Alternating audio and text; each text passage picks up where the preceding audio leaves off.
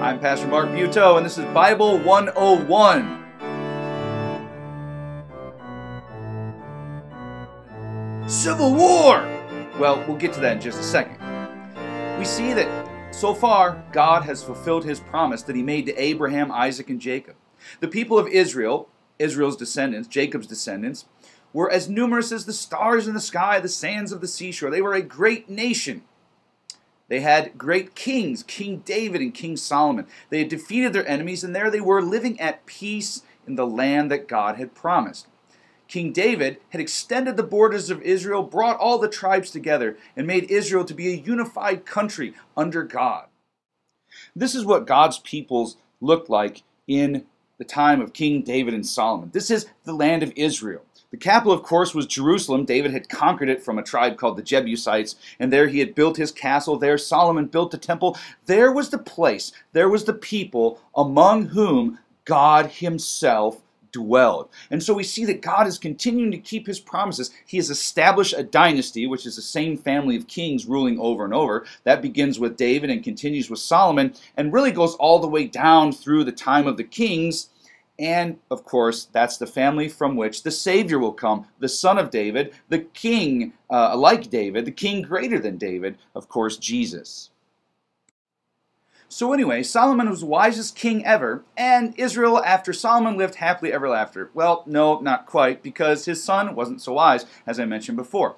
Solomon's son was named Rehoboam, and when Dad was getting ready to die, Rehoboam consulted his father's advisors. He says, "How shall I rule this people? How shall I take care of them?" They said, "Be like your father, be wise and compassionate, and walk in the ways of the Lord."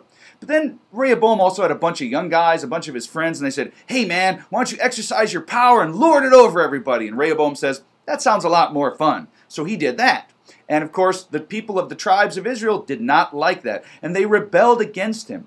And a man named Jeroboam, who had been one of Solomon's servants, had been put in charge of the laborers, building things and so on. Jeroboam took the 10 northern tribes, and he left Israel. They split. They seceded from the union, as it were, and so you had 10 tribes in the north, Israel, and the 2 tribes, Judah and Benjamin, in the south, which were collectively called Judah. Here's the map. There's the kingdom of Israel in the north. Its capital became the city of Samaria. And in fact, if you remember the Samaritans in the New Testament, they were always sort of the enemies of Judea and which was called Judea in Jesus' times, and the people that lived in Jerusalem. It was almost like became 2 different religions. In fact, Jeroboam said, if even though we have all these tribes in the north, people are going to still want to go to Jerusalem to worship God. So we're going to set up our own temples and stuff and do that. And they put up golden calves, and they even worshiped the bronze serpent, which someone had kept hanging around somewhere from when they had gone through the desert in the wilderness. And so they worshiped all these false gods up in Israel. And meanwhile, in Jerusalem, the temple of the Lord continued. Now, in the south, in the kingdom of Judah, which was named for the big tribe, Benjamin was also a tribe in there, but since it was big, Judah was the big one, they kept that name. In Judah, you had the dynasty of kings who were all down through the line of King David. In Israel, you had a whole bunch of different kings, and sometimes they would assassinate each other and all kinds of messes like that. And we'll tell some of those stories as we go on in our Bible 101 series. So there we go. 2 kingdoms. Now we've got Israel in the north, Samaria, Judah in the south, Jerusalem.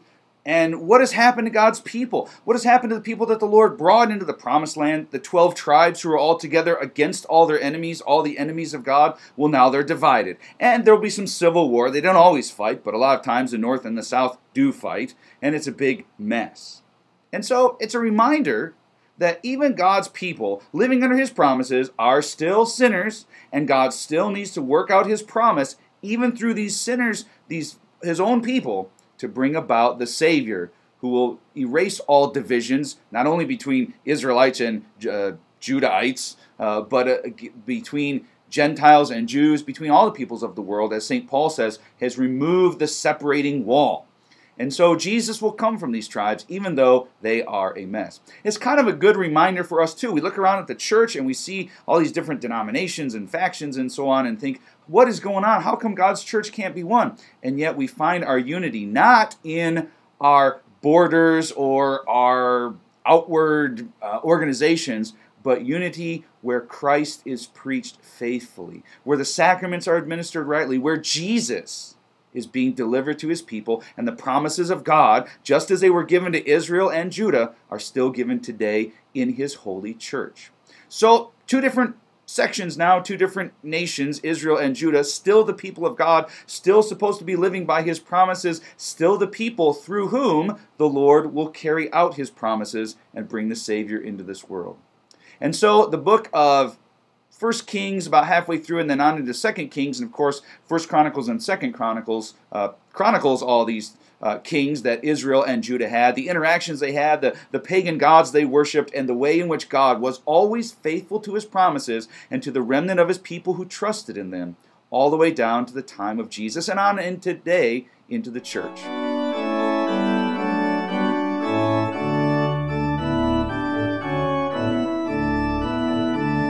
I'm Pastor Mark Buetow. This has been another episode of Bible 101.